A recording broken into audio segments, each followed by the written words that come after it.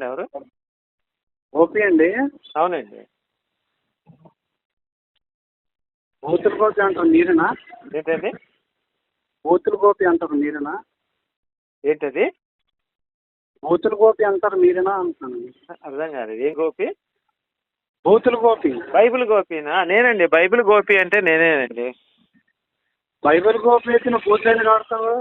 బైబిల్లో ఉన్నాయి కదండి. బైబిల్లో ఉన్నాయి కదా. బైబిల్లో ఉన్న నీకు ఎవడు చెప్పాడు? నేను లేవని నిరూపిస్తే నేను ఇప్పుడే నా ఛానల్ మూసేసి వెళ్ళిపోతాను. హిందూ గ్రంథాల్లో ఉన్నాయి నీకు గొప్పలు దొరికితే. హిందూ గ్రంథమా? ఇప్పుడు హిందూ గ్రంథాల్లో ఇప్పుడు నేను ఒకటే చెప్తా వినండి. నా గ్రంథాన్ని ఎవడు నమ్మద్దు. అలానే మీ క్రైస్తవ మతాన్ని ఎవడు నమ్మద్దు అని చెప్పండి, అయిపోద్ది. నువ్వు ఎవరు నమ్మనప్పుడు ఇంకోటి నమ్మింది నీకెందుకు? మరి మా ఇంటికి వచ్చి మత ప్రచారం చేస్తున్నారు కదా, మా యేసు దేవుడు. ఇంటికి వచ్చి మా ఇంటికి అంటే నా ఇంటికి కాదండి, హిందువులు ఇళ్ళకి వచ్చి మా యేసుని నమ్ముకుంటే నీ పాపాలు మొత్తం పోతే. హిందువుల ఇంటికి వస్తే నీకు ప్రాబ్లం ఏంటి? కాదు కాదు, మీరు హిందువులకి నువ్వు పేటెంట్ వా? అవును, మరి పేటెంట్ నే. వాళ్ళందరి బాధ్యత నేను తీసుకున్నా. అందరి బాధ్యత నేను తీసుకున్నా. నువ్వు బాబా నీకేం ఏంటండి పీఠమా? నీకేం పీఠం ఉందా? ఏంటి పీఠం ఏమైనా చేపిస్తావా? ఏంది నాకేమన్నా బాబావా? నువ్వు ఏమైనా పీఠం చేపిస్తావా అని అడుగుతున్నా. ఉద్ధరిస్తాను. మా హిందూ బంధువులందరినీ నేను కాపాడుతాను ఈ మత మార్పిడి నుంచి. కాదు ఇవన్నీ కాదులే కానీ ఒక ప్రశ్న అడుగుతా. నువ్వెందుకు మతం మారావో చెప్పు. ఇవన్నీ వద్దులే కానీ నువ్వు బైబుల్ చదివి మతం మారావా? యేసుగాడు ఏదో పీకుతున్నాడని మతం బైబుల్ నమ్మి మతం మారావా? యేసుగాడు నువ్వు ఏదో పీకుతాడని నువ్వు మతం మారావు. క్లారిటీ తర్వాత వెళ్దాం, టాపిక్ లోకి వెళ్దాం. అరే బాబు బైబుల్ పూతు చూపించు. అరే బైబుల్ పూతు ఒకసారి నేను అడిగే ప్రశ్న బైబుల్ పూతు ఒకసారి నేను అడిగే ప్రశ్న చెప్పు.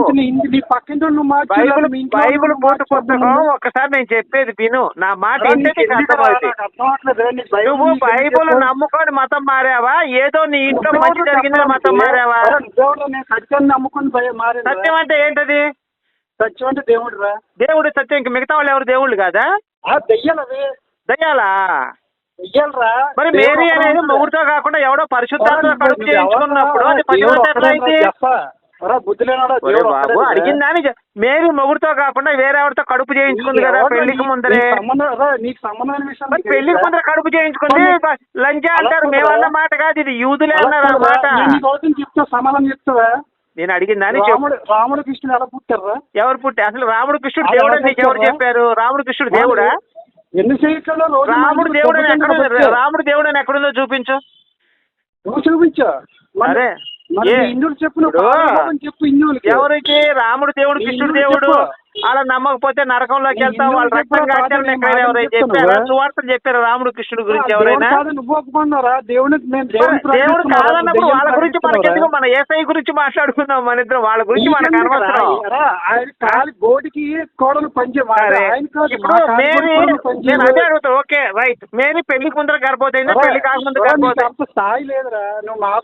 అడిగిందని సరే ఓకే అడిగిందని చెప్పు. మేరీ పెళ్లికి ముందర గర్భవతైంది.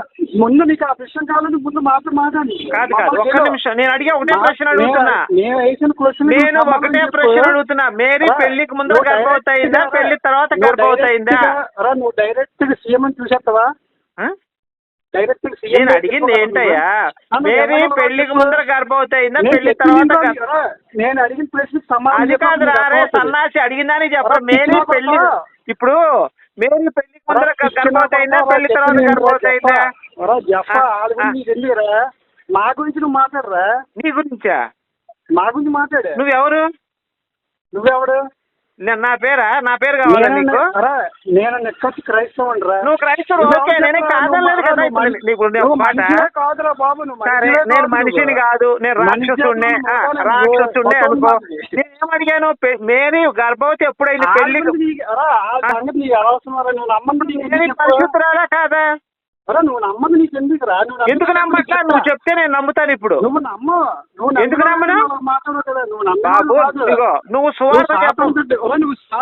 ఒక్కటే మాట్లాడుతున్నారే. ఒరే సన్నాసి ఒక్కటే మాట్లాడుతున్నా. పెళ్లికి ముందర గర్భవతి అయిందా, పెళ్లి తర్వాత గర్భవతి, అది కూడా చెప్పలేకపోతున్నావు. నువ్వు బైబిల్ నమ్మి ఉపయోగం ఏముంది? అరే నేను సాతానేరా, నాకు సాతాన్ అంటే చాలా ఇష్టం. ఎందుకంటే అవ్వాకి బట్టలు కట్టుకోమని చెప్పింది సాతానే, యెహోవా కాదు. పరిశుద్ధుల గురించి నీకెందుకు అరే చెప్పు బాబు ఇన్రా, నువ్వు నువ్వు అరవటమేనా నా ప్రశ్నకి ఏమైనా సమాధానం చెప్పేది ఉందా?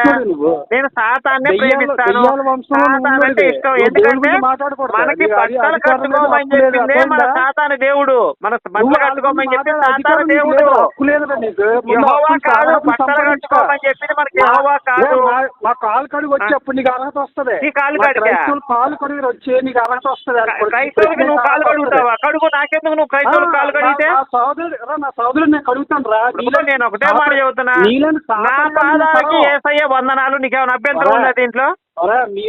బాబు నేనేమడుగుతున్నా, యేసయ్యకి నా పాదాలకి యేసయ్య వందనాలు ఉన్నా, దీంట్లో తప్పేమనుందో చెప్పు. నువ్వు నువ్వు దయ్యాన్ని రా, నీకు పాదం ఎక్కడ ఉంది? నేను దయ్యాన్నే, దయ్యాన్ని, భూతాన్ని, రాక్షసుడిని, సాతాను. అందరికంటే నీ భాషలో చెప్పాలంటే నేను పెద్ద సాతాన్ని. నీకు అర్థమవుతుందా? నువ్వు సాతాను గడు కాబట్టి. అవును, సాతానికి నాకు సాతాన్ అంటే చాలా ఇష్టం. నీ పెళ్ళాం కానీ, నీ పెళ్ళాం కానీ, నీ అమ్మ కానీ బట్ట కట్టుకోవడానికి సాతానే కారణం. నువ్వు ఒప్పుకొని తీరాలి. నువ్వు సాతాను. అరే ఇప్పుడు నువ్వు నీ పెళ్ళాం బట్ట కట్టుకున్నారంటే కారణం ఎవరు? ఒక్క నిమిషం, నీ పెళ్ళాము నువ్వు బట్టలు కట్టుకున్నారంటే కారణం ఎవరు? యెహోవానా సాతానా? అర్థమైందా? వాళ్ళ గురించి మాట్లాడే అర్హత నీకు లేదు. అరే బాబా అడిగిన దానికి ఒక్క ప్రశ్న అరుస్తూ గాడిలాగా అరుస్తున్నావు తప్పితే ఏమన్నా సమాధానం చెప్పావా? నీ పెళ్ళానికి నువ్వు బట్టలు కట్టుకోవడానికి కారణం సాతానే. నేనే దానికి కారణం. సాతాను ఒక్క మర్డర్ చేయలే బైబిల్లో. యెహోవా గారు చిన్న పిల్లల్ని, పుట్టిన పిల్లల్ని, బాలింతరాల్ని అందరినీ మర్డర్ చేశాడు యెహోవా. మరి సాతాను దేవుడని ఒప్పుకోవాలి మనం. సాతాను ఒక్కడికి హాని చేసిన బైబిల్ నుంచి అక్కడ రిఫరెన్స్ చూపించు.